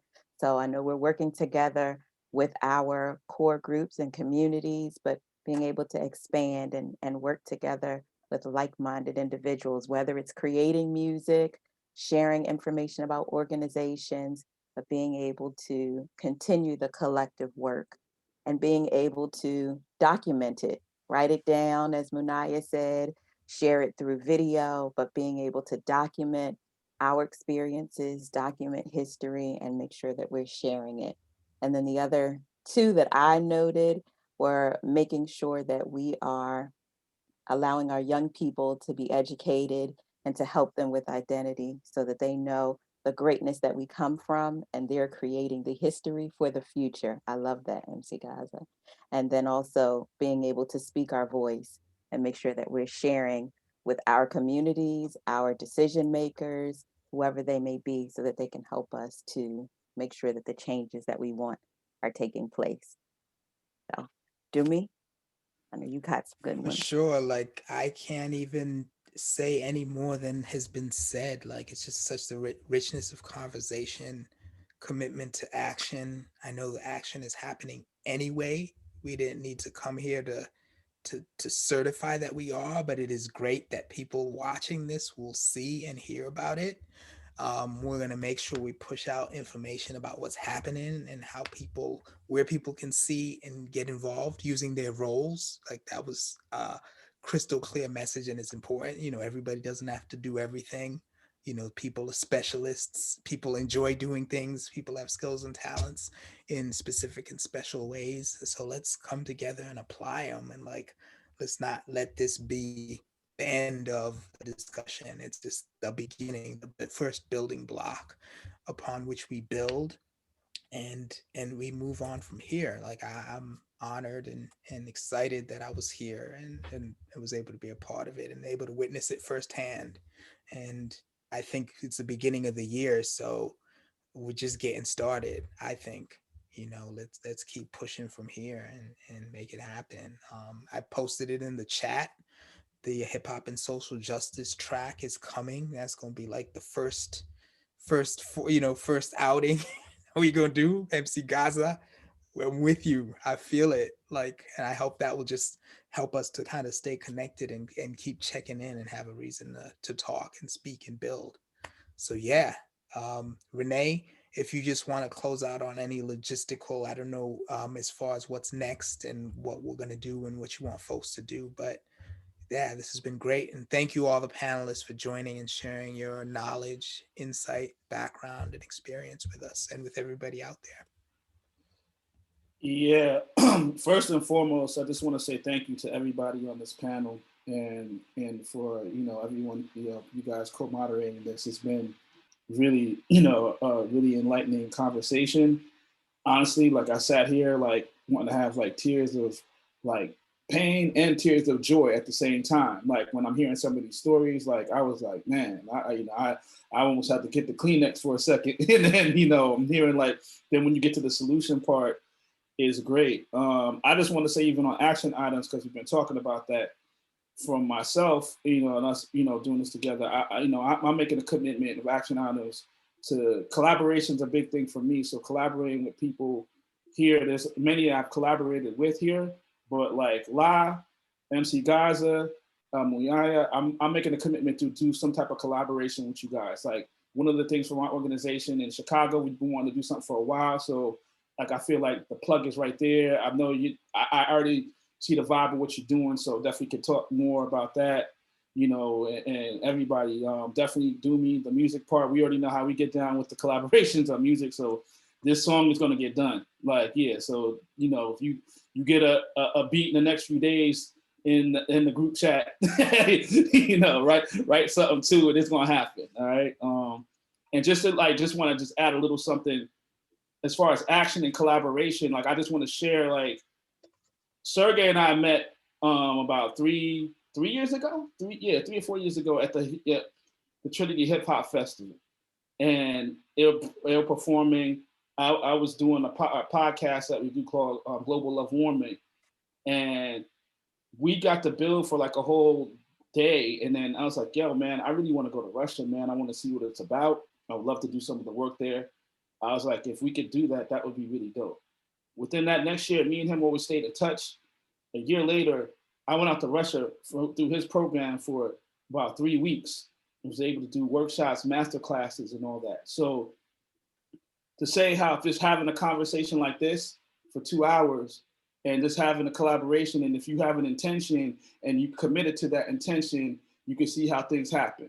So I just wanted to put that, in stride about that, because there's many people on this panel I've already worked with, like Aisha, Dumi, Maya, like we've been doing like work for a long time, and I'm really thankful, that we've been able to connect on that. I'm looking forward to more of the collaborations beyond that. Secondly, for those here and those out there, there was one thing that stood out big was balance, and having a balance, and even balance even for caregivers. Like, I know there's people here that are parents, there are people here who are doing great work, and there's a lot of energy even when you're doing that balance of being a parent, or just even an individual, or even just doing this work. It's a lot of energy. It's a lot of things you deal with, because you're also dealing with other people's energies. You're also dealing with healing. So, I say that to say, like, the people listening, really acknowledge and see the work that's been doing with all these people here is, it takes a lot. I mean, I do the work too, so it takes a lot to, to do this, and to walk away. So I definitely, give you guys love on that, with all this. And just, thank you guys just for being a part of it. In closing, yeah, first and foremost, I mean, we have a page on Instagram. It's called GECSUMMIT. You can follow that. We also be posting more information about future panels, but also posting information of all the panelists that are here. And, you know, so you could get links and, you know, you could be able to follow everyone on their Instagram pages and see all the dynamic work that everyone's doing. So please take a moment to do that. I also want to just also acknowledge like all the people that are involved. Like it takes a lot of work to put these things together. It's not something that easy, you know. So like Natalie, Raquel, Apolonia, Kendra, there's a lot of people on our team that, you know, we do a lot of stuff. Like, and if you see some of the dynamic, beautiful like flyers and bios and all that stuff, like Apolonia does that, like putting the search and putting this together. Natalie, you know, is making sure the streaming goes on. Raquel is connected, is like the connector with the Facebook page and putting people together. I mean, Generation Hip Hop, if, you know, there are people who are involved with that movement here, you know, on this panel, like do great things.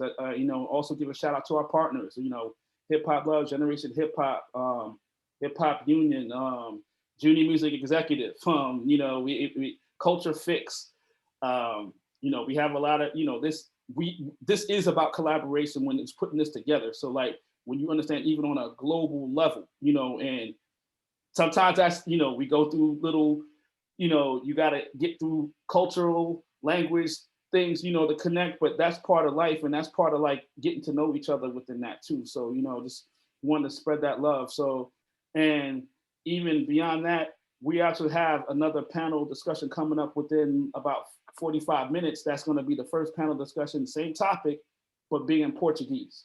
So those who want to, you know, get involved and check that out, you know, you're more than welcome, you know, to check us out. It'll be saved on the Facebook Live page. And yes, we will do a part 2 to this. We'll figure out the date, you know, the time with this, because I you know, we're talking on the side and everyone, we're like, hey man, this conversation can go for another 2 hours, you know, and like everyone just doesn't want to leave, you know. So let's keep that momentum growing.